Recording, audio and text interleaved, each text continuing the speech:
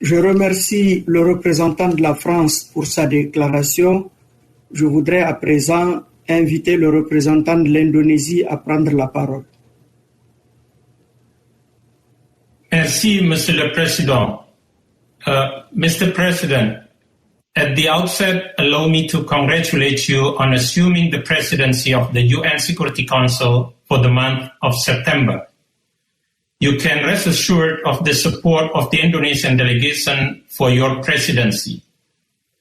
I would also like to take this opportunity to thank all delegations for the full support and cooperation extended to our delegation during our presidency last month. I thank Acting SRSG Williams and Ambassador Soter for their briefings and provide our continuing support to UNSMIL and the Acting SRSG. We would also like to welcome her engagement with leaders in Libya as well as international partners. We would also like to take this opportunity to welcome the new chair of the 1970 committee and reiterate our commitment to working together with the committee and its panel of experts. We welcome the committee's informal meeting in July 2020 together with Libya and the wider membership of the United Nations. Such an interaction is indeed crucial to encourage dialogue and a transparent working method and prevent what the Secretary General says, political hypocrisy in international relations. Mr. President, allow me to focus on the following points. First, we support all efforts for peace in Libya. I join the Secretary General in welcoming the recent Libyan calls for a ceasefire and hope these calls will be respected by all armed forces. We expect international efforts, such as the Berlin process, will also play its role to support these calls, and both parties to resume dialogue immediately through the UNSMIL facilitated intra-Libyan 5+5 Joint Military Commission talks. We also welcome the resumption of political dialogue in Geneva last month. We must ensure the preparedness of Libya in carrying out the result of the dialogue, including the planned general election next year.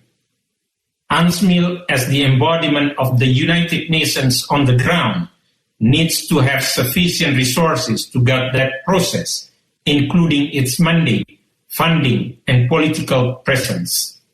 This is why we reiterate our call for all members of the Security Council to proceed with the nomination of the new SRSG by the Secretary General as soon as possible.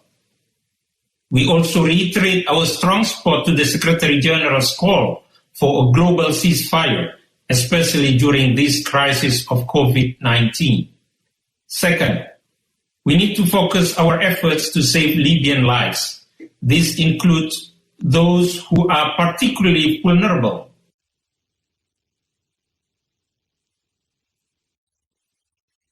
not only from bullets or bombs. The Libyans deserve to have access to adequate health facilities, and there should be ample space for humanitarian assistance. All parties need to fully respect the international humanitarian laws and taking measures to protect all civilians and heed the call for the global ceasefire.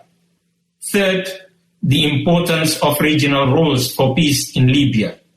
Efforts made by neighboring countries, as well as regional organizations such as the African Union and the Arab League, remain relevant and should be further encouraged. We realize that as neighbors, countries in the region felt the direct impact of the conflict. They should never be left out as they provide a unique perspective for peace. Mr. President, our term as an elected member of the Council is short, and what we do right now will be recorded in history. The people of Libya grew tired of empty narratives that have zero impact on the ground. They want us, the international community, not to meddle, but to find a political solution for lasting peace. At the end of the day, the ultimate question will be, have we been successful in saving lives in Libya? I thank you very much, Mr. President. You are the only participant. Je remercie le représentant de l'Indonésie pour sa déclaration. Je vais maintenant faire une déclaration à ma qualité de représentant du Niger.